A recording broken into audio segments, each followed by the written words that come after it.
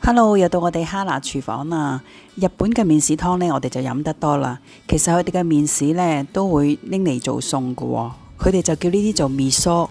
咁我哋今日呢，就會用一個味噌去整一個五花腩，希望大家都會中意啦。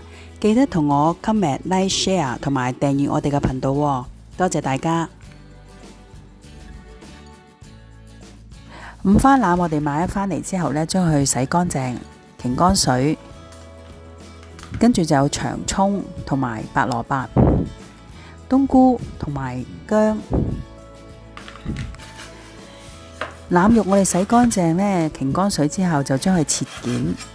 今次呢，我留起咗少少，留返嚟教你哋整下一次嘅餸。將佢哋切件唔使咁大件㗎喎，然後我哋就備用佢。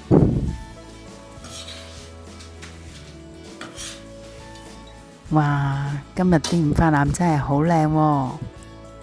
然後白蘿蔔我哋就去皮，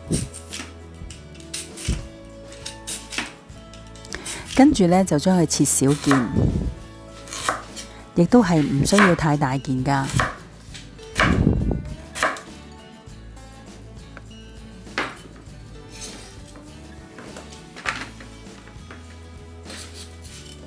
我哋嘅長蔥將佢切段。然後薑呢，去咗皮之後就切片，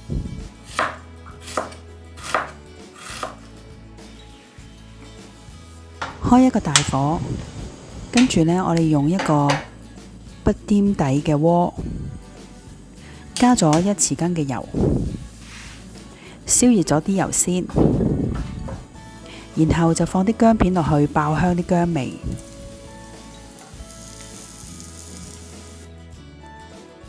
跟住呢，我哋就可以放啲五花腩落去啦。首先放咗落去之後呢，唔好炒佢住，等佢煎一煎香嗰啲五花腩嘅油，唔使反住噶，等佢慢慢煎香佢。跟住我哋加2小匙嘅白酒，辟下嗰啲豬肉腥味。然後呢，我哋就可以加我哋嘅日本嘅味噌醬落去啦。喺呢個時候呢，我哋就將啲豬肉反咗佢，跟住就可以落埋蔥、冬菇，再將所有嘅材料兜勻佢，跟住加2小匙嘅黃糖。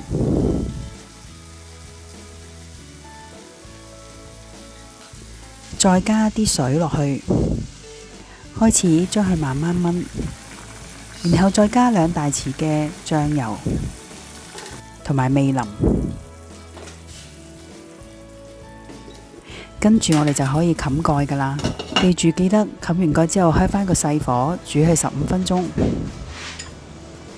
好啦，15分鐘之後呢，我哋再將頭先嘅蘿蔔放入去再煮，將佢撈勻佢之後呢，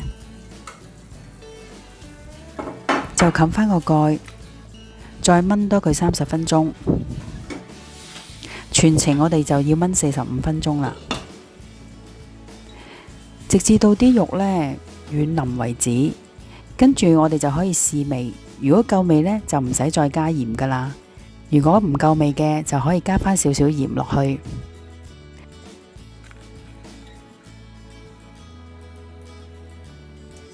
跟住再揼返啲蔥落去面頭就完成噶啦，係咪好簡單呢？今次直頭係一鍋過就可以燜好呢個餸噶啦。如果你都中意嘅，記得同我 share、comment 同埋 like， 仲有就係訂閱我哋嘅頻道。多謝大家支持，下次再見啦，拜拜。